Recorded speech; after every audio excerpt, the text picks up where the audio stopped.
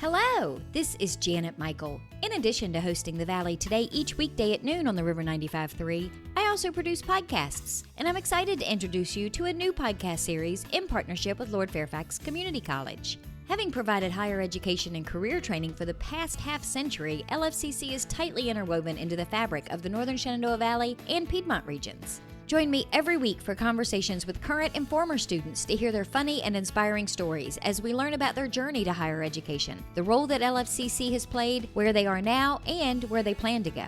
We'll also talk to current and former professors about their experiences and best memories of LFCC over the past 50 years. Get every single episode as they're released on our website at theriver953.com under the podcast tab, or you can subscribe for free in Apple Podcast, Google Podcast, on Spotify, Amazon Music, wherever you listen to podcasts. Just search for LFCC Stories.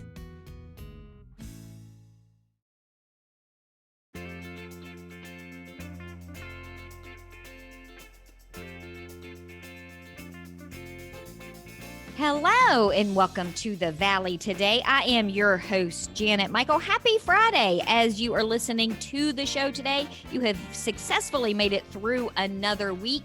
And I've got a newbie for me on the Zoom screen with me today. Christa Shiflett has done the show before, but not since I have taken over. So I'm excited to be able to have a conversation with her. She is the executive director at the Warren Coalition. Christa, thank you for not only meeting me on the Zoom screen, but doing it last minute because I had a guest reschedule. So I double appreciate you. Well, thank you very much for having me, Janet. I'm glad to be back on the Valley today. It has been a little while, and so I appreciate you giving us a little screen time around a very important issue today. So before we get into the weeds talking about the trauma-informed training that you've got coming up, tell me a little bit about the Warren Coalition. Who are you? How long have you been around? What do you guys do?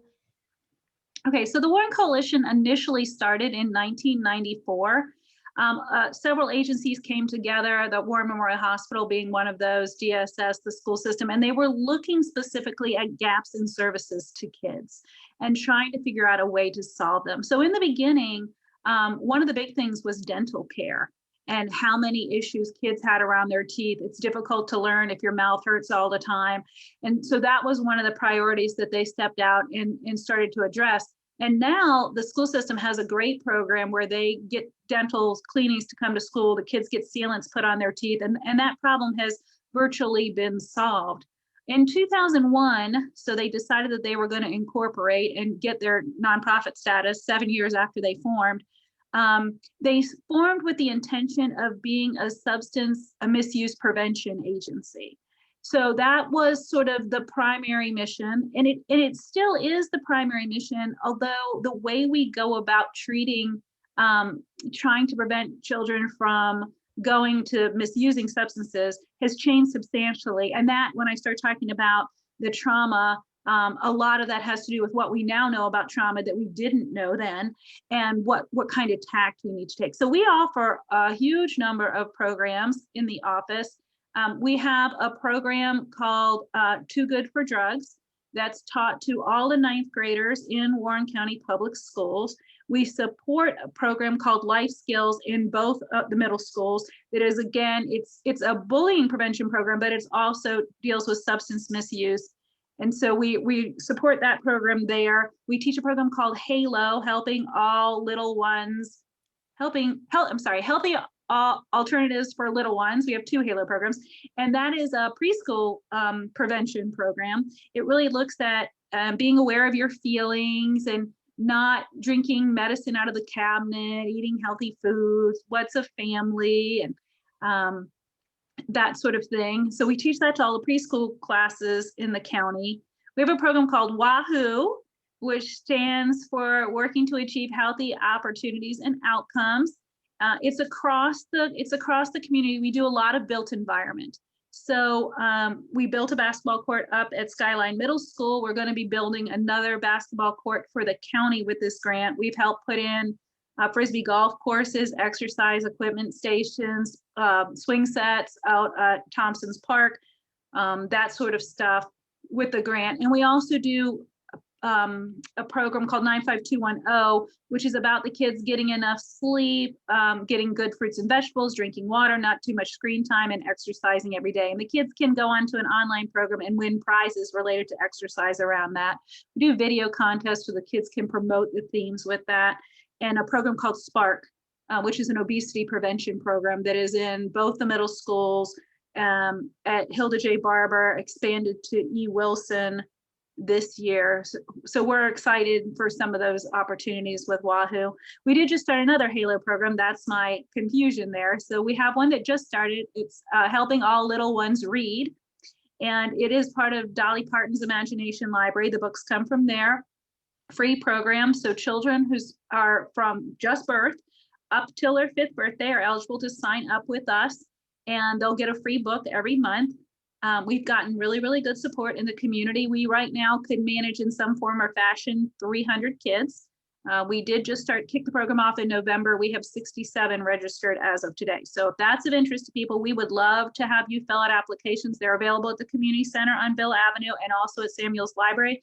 And I think they're up on our website as well. You just need to fill those out. We provide a program called Project Courage, which very much ties to what I'm going to talk to today, for children who have experienced some form of abuse, or they've witnessed domestic violence in their household. They may have experienced physical bullying in the schools or dating violence. And this program is about attaching these kids to caring, consistent adults. It's one of the things we found that creates resilience the most, and they're mentors with this. Right now with COVID, everything has sort of been suspended, but we do try to tie the kids with mentors as well. And it's primarily for 5th through 8th graders, their siblings, children who've been referred in through the school system for maybe missing too much school for attendance issues, or if they're at their non-traditional programs.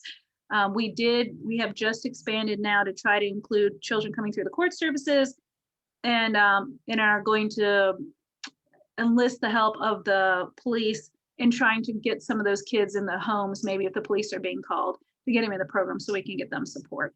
Lots of work around the opiate crisis, working to try to prevent it, but I've got a big grant. We're also bringing money in and bringing in money for treatment, expanding treatment that exists in this area, and money to help support people if they want to get into treatment, help them pay for their meds and that sort of stuff, and then work on the recovery side.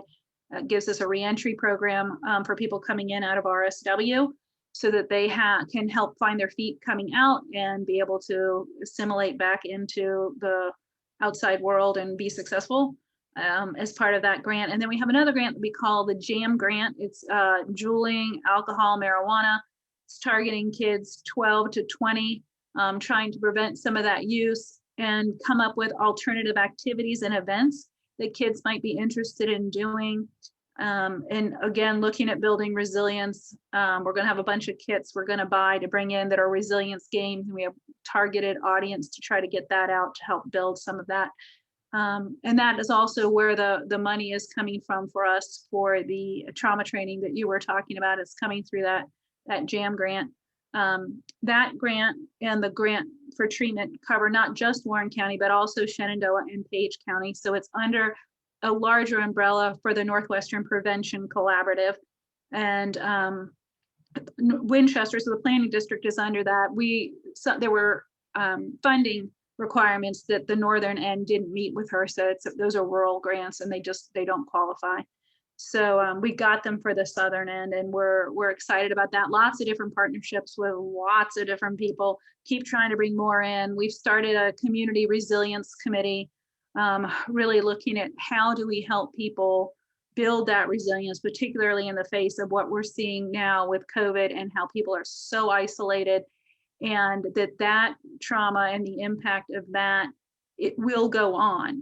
Even when this pandemic is gone, the adjustments and the things that have happened in the last year in this country will have a lasting impact on people for some time to come. So trying to get our feet under us, we can have some supports in place to help people. And this committee is really looking at a lot of data around things that help build resilience, or maybe we're missing that could build resilience, to say, what do we want to go after? Let's set up a plan. How does that look?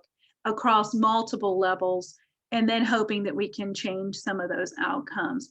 I'm excited. The Board of Supervisors has really taken an interest in trauma and building resilience. We're doing a book read right now. The Boy Who Was Raised as a Dog is the name of the book. It's difficult reading.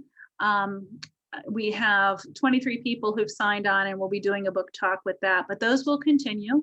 Northwestern has got some money that they're helping support that. And so we'll have another book read in the spring. Our choices for that one, we will choose one, it's not both. Our choices are a book called The Age of Overwhelm, or Hillbilly Elegy. And so the group will come together, we'll vote and decide which one we're going to read, but there is funding that's going to continue. So we'll do at least 4 books a year. Been doing a lot of reading around trauma. Well, let's take a quick break. When we come back, can you fill me in on the trauma-informed training, how it's going to work, who it's for? And I know that it's a free program, and that's especially important given the audience that you're hoping to attract for it. So can we talk about all of that in the next segment? Yes, ma'am. Okay, we're going to take a quick break. When we come back, we're going to continue our conversation with Christa Shiflett. She is the executive director at the Warren Coalition. We're going to talk more about their free trauma-informed training. It's going to be held in February, not that far away, as much as we all think that everything is flying by. February is going to be here before we know it. We're going to get more details about that program when we come back in just a couple of minutes. Got a financial decision to make or a goal to reach, but you don't know where to start? You've come to the right place. Introducing Quick Money Chats with the Northern Shenandoah Valley Financial Education Program. Visit tinyurl.com/quickmoneychat to schedule a virtual chat with a staff member or trained volunteer. We won't tell you what to do, but we will give you the tools you need to choose wisely. And because Virginia Cooperative Extension is part of Virginia Tech and Virginia State, your land-grant universities, you can be sure that our information is credible and trustworthy. And you'll know that we aren't trying to sell you something. Maybe you want to improve your credit score, or reduce your banking overdraft fees, or even figure out if you can afford to buy that car. Sorting through tons of information on the internet can be overwhelming, and sometimes it can be hard to know who to trust. Schedule a Quick Money Chat and get the information you need to take action. Go to tinyurl.com/quickmoneychat and get financial education personalized for you.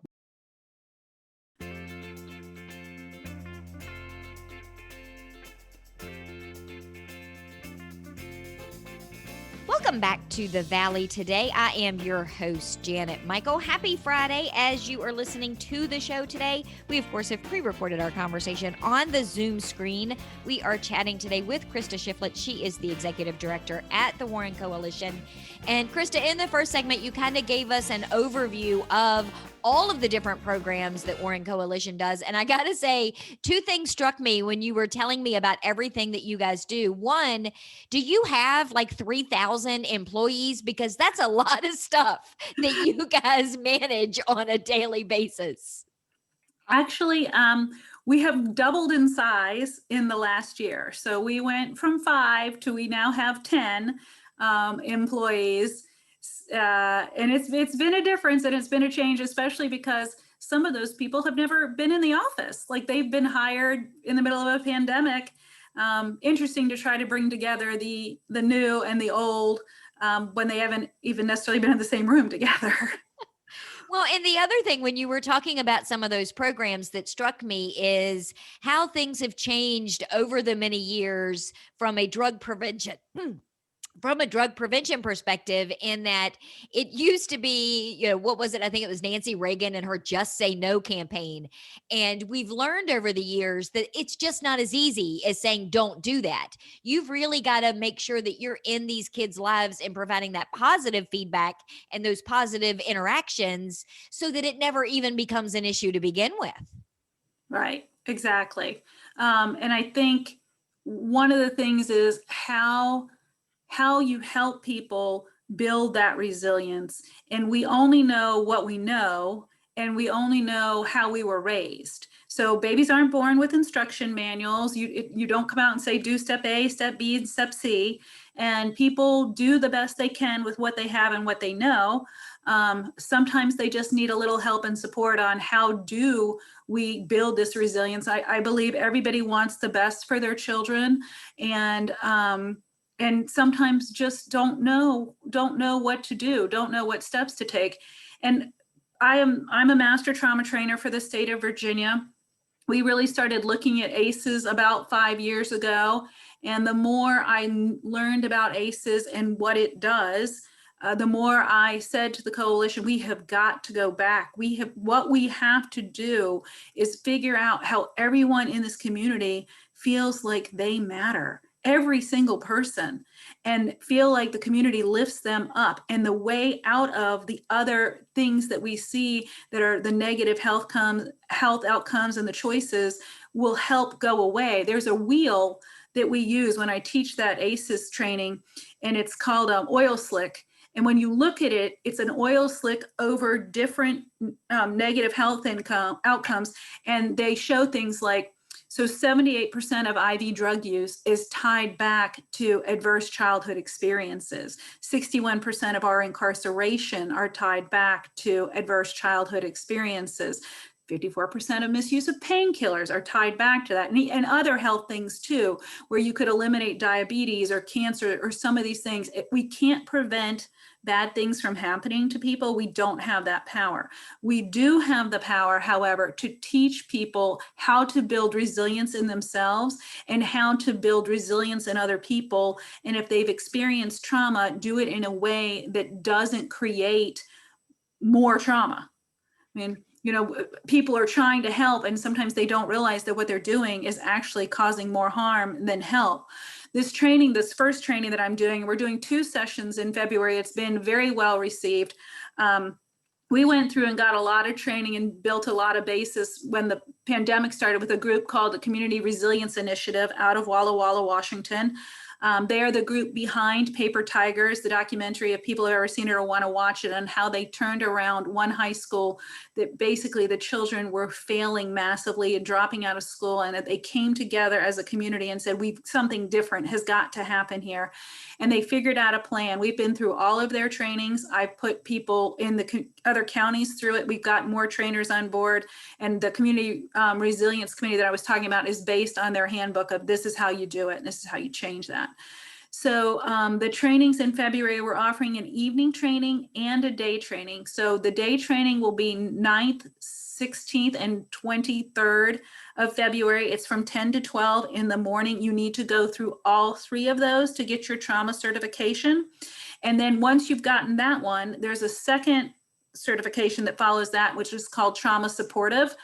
I don't know if we're going to get that off the ground. I did just finish one in January. We may hold that and wait till March because, again, not anybody can go to it. So you want to make sure you have a good size group to come to the training.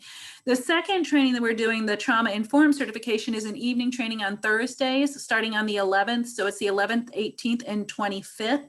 It's from 6:30 to 8:30. Again, same rules. You've got to be in all of them to get certification. Right now, registration is running about even between the 2 of them.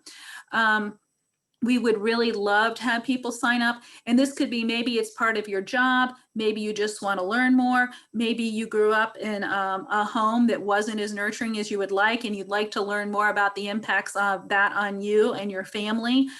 Maybe through your church group, you're looking for ways you can help support the community and you want to have some skills to do that.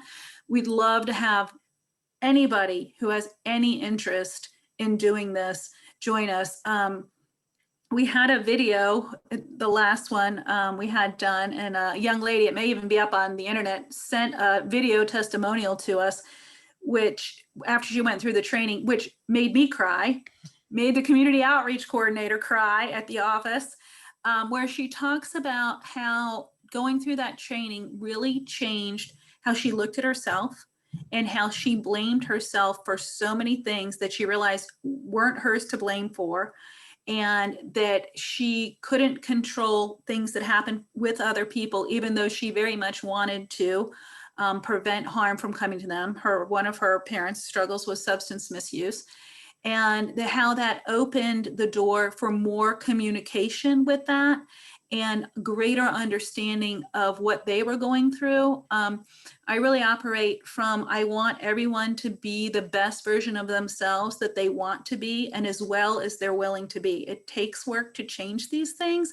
It's not easy. And some of the most courageous people I know are people who struggle with some sort of substance misuse and trying to overcome that, particularly if they've had a lot of trauma in their past. And I didn't say, but I work in the regional jail, and I have for the last 5.5 years, a couple of days a week. Now, can't go into the jail now, but some of the people that I've worked there have been insanely inspirational to me.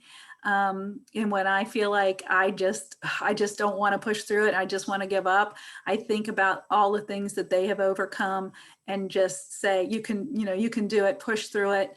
And then, give myself some grace. We're all imperfectly perfect, and we're doing the best we can.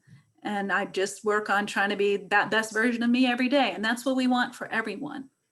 So if somebody is listening and they want to sign up, do they have to do all 3 of them in the morning or all 3 of them in the evening? There's no, I can do these 2 days in the morning, but can I do this one in the evening? How does that work logistically? I would just need to know that they were going to do that. These are all virtual. We're not doing anything in person right now. So I would just need to know if they said, oh, I can make Tuesday morning, but I need Thursday evening for the other 2, then I'd give them the invitation for Tuesday morning, and then I'd give them the invitation for Thursday evening too. And they would just have to, check in. We end up, I've done it enough that I stop in the same spot every time, so they won't miss or be ahead or any of that kind of stuff. And I would, however they can participate. That's really very much what I'm interested in, and hoping that they'll get enough out of it that they'll want to come back for lesson 2. And if they don't, that's fine too. And then to register, do they do that on the Warren Coalition's website? Is it via email? Is it on Facebook? How do people get the registration information? So actually, they just need to email me. So it's Christa, CHRISTA, at warrencoalition.org. I will respond directly to them because we just talked about different registration options. So I will respond to them directly, and then I'll tell them when to expect the link and the course materials that come when they register. And there's no charge for this. This is a free service that you are providing to the community. Right. There's absolutely no charge for this. And I'm excited to be able to offer it for free. Again, we have a grant that's helping us. If you took this training with CRI, so if you decided to do it with them and not do it with us, $150 for the training. So it's a good savings for you personally. If you have an agency and you had 10 people you wanted to do, you're talking about saving $1,500. And I've had several agencies who've sent all of their people through it with me. When budgets are tight, but the information's important, it gives us a resource in our community. And I have done this for 20 years. I have run drug prevention coalitions for 20 years. And when this came through and I really started reading about trauma, I'm like, we have to shift what we're doing. And, that was 5 years ago. The way we'd gone at it before wasn't the way to be able to make the changes that we need to go back to the basics and look at other things too. Fundamentally things around poverty, some of those sorts of things that can be traumatizing. Even if nothing horrible happened to you when you were growing up, it's still difficult to grow up in a disadvantaged situation. Or even, racism or some of those things that impact people and can be traumatizing again, if nothing bad happened to you, or historical trauma. So we're really interested in making a difference and having other people carry the word. Years ago when I took this job and I went for my interview, I'm like, look, I am not a coalition of one. If you want to hire me, you need to be willing to work. And the more people we have marching in the same direction with the same ideas to perpetuate this, the more we can support, and we can have the version and vision of Warren County where, everyone, ours is safe, healthy, and drug-free. That's our wish for our kids. But we can't ignore the parents and the families either. They need our support. We don't just go, oh, too bad you turned 18. Sorry, things didn't work out for you. Oh, well, good luck. Everybody matters. We all matter, and we're only as strong as our weakest link. And we decide what that looks like. WarrenCoalition.org is your website. Christa, Christa at WarrenCoalition.org to register. The first class starts on the 9th. Is there a deadline to register? Do they have to have registered by like the 5th of February or something like that? Do you have a deadline? As long as they register at noon the day before, so noon on the 8th or noon on the 10th, we'll be fine. I just have to get them on the attendance list and get that made up. So last minute, not so great, but by noon the day before is fine. Awesome. Well, Christa, thank you for taking some time to explain all of this to me. It sounds fascinating and like it's one of those things that you may not even think you should take it, but it will change your life if you do. Many people have said yes, that is what has happened for them. And some of it is hard sledding, I'll be really honest. But in the end, you being well and you being okay is worth it. And then if you can get there, you're being able to help other people is just an added bonus. Well, we are going to wrap up our conversation today with Christa Shiflett. She has been she is the executive director for the Warren Coalition. Christa, again, thank you so much. I'm excited to see that. I hope you have a full Zoom screen for both of those classes. Oh, I'm sure we will. We've had very good response. So Janet, thank you very much for letting me come on. And I hope people will invest in themselves and get this training. And I will put details about the dates and the times, Christa's email, the website, all of that can be found on the show notes page. If you go to theriver953.com, click the podcast tab.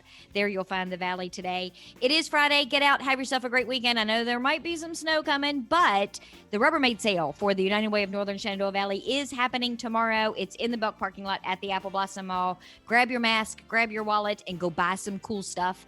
I will meet you back here on Monday. I'll have a brand new episode ready to go for you just a few minutes after noon.